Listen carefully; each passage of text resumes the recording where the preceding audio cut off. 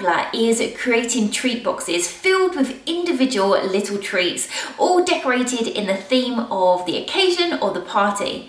Now, one thing that is great to add into treat boxes or even to have on their own is cookies or biscuits. So for this week's video tutorial, I thought I would share with you my no spread sugar cookie recipe. Now, you might call these sugar cookies or sugar biscuits, but I'm going to run through exactly how to make them. Okay, let's get started. So to make the sugar cookies, what you're going to need is, first of all, I've got 200 grams of butter. Now I'm using salted butter, but you can also use unsalted, and you want to make sure that this is at room temperature. I've then got 200 grams of caster sugar, 360 grams of plain flour, which I've just sifted to get out any lumps.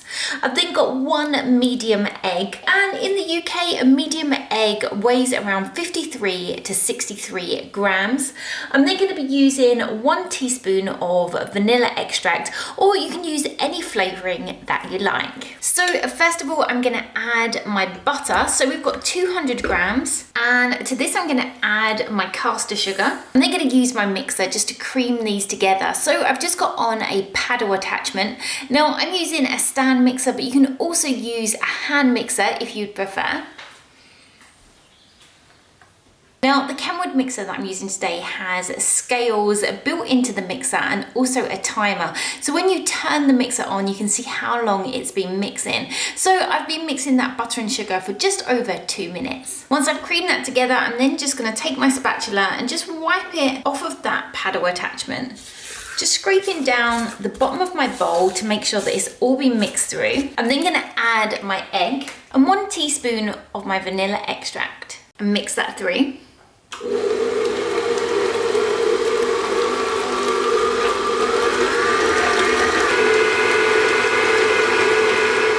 Once that egg has been mixed through, I'm then going to start adding my flour. Now I'm going to add this a small amount at a time, and this just lets the flour absorb some of that butter. Once our cookie dough starts to cling together, we then have the dough for our sugar cookies.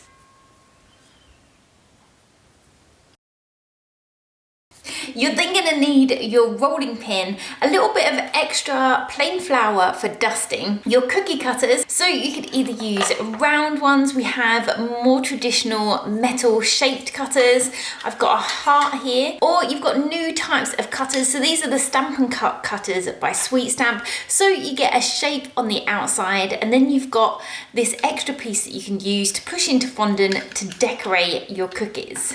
You're then going to need some parchment paper and your cookie tray. Okay, so I'm going to start just by dividing my cookie dough into 2, just to make it easier to roll out. And then laying down some flour just to stop that dough from sticking, and I'm going to roll this out to around 5 millimeters in thickness. Now, when creating your cookie dough, you can actually freeze it to use at a later date. All you need to do is wrap it in some cling film just to make it airtight, and then you can pop it in the freezer. I can then take my cookie cutter and I'm just going to push out my shapes and carefully lay these onto my parchment paper. Now, I don't want to work the dough too much, so I'm going to take those excess pieces and just add this to some of my unrolled dough. I can then roll this out and do exactly the same. So just cutting out some of those hearts.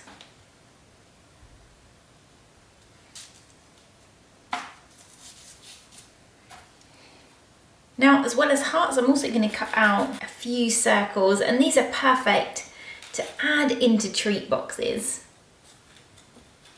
Okay, so I've cut out all of my sugar cookies, and it's given me 20 different cookies. So we've got some that are hearts and some that are circles. Now, the next step is the most important if you don't want the shape of your cookies to spread. So I'm actually going to pop my cookies in the fridge for 30 minutes. Now the reason that we're going to add the cookies or the biscuit dough into the fridge before we add it into the oven is to allow that butter inside our cookies to go back to being nice and firm, just like a block of butter is when you've got it in the fridge.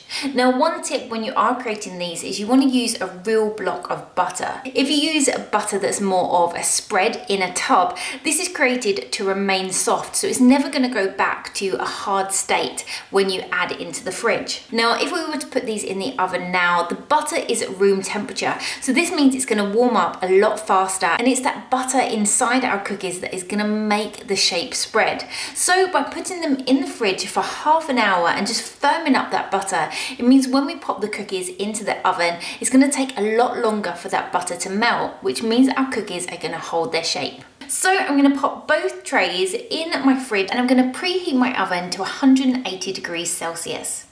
And I'm just putting this on a normal oven setting rather than a fan oven. After 30 minutes in the fridge, you can see that the cookies have gone nice and firm. So I just want to place these in my preheated oven for 8 to 10 minutes. With the other tray, I'm going to leave this in the fridge until these ones are done. Okay, so after 8 to 10 minutes, your cookies are then baked. When you start seeing just a little bit of golden color on the edge. So I'm going to carefully transfer my cookies onto a rack just to allow them to cool down. Now my next batch of cookies is then ready to go into the oven. Now one thing that you want to bear in mind is this cookie tray has just come out of the oven, so it is still super hot. Now if I was to lay my unbaked cookies onto the hot tray, then it would start to melt that butter straight away, so the cookies would start to spread. So what you want to do is leave your cookie tray to cool down completely. This shouldn't take too long, you just want it to be nice and cold. Once the baking tray has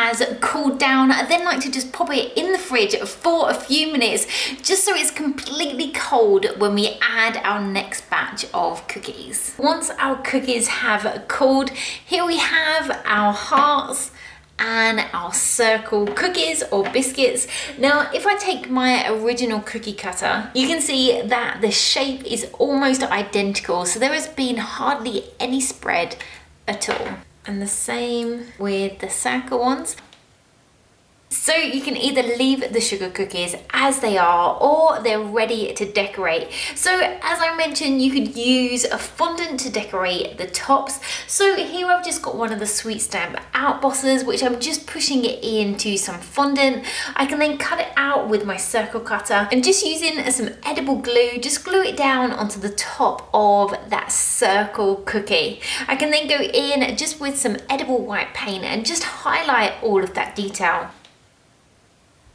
I then created one of the cherry cookies, which I showed you the cutter earlier in the video. So just as I did with the first one, I'm just pushing that stamp into my fondant. I can then cut it out using the same cutter that I used to cut out the cookie. With a small amount of edible glue, I can then stick that down. And I'm just going to use some edible art paints just to highlight that design. And as you can see, we get this really pretty design stamped into the fondant.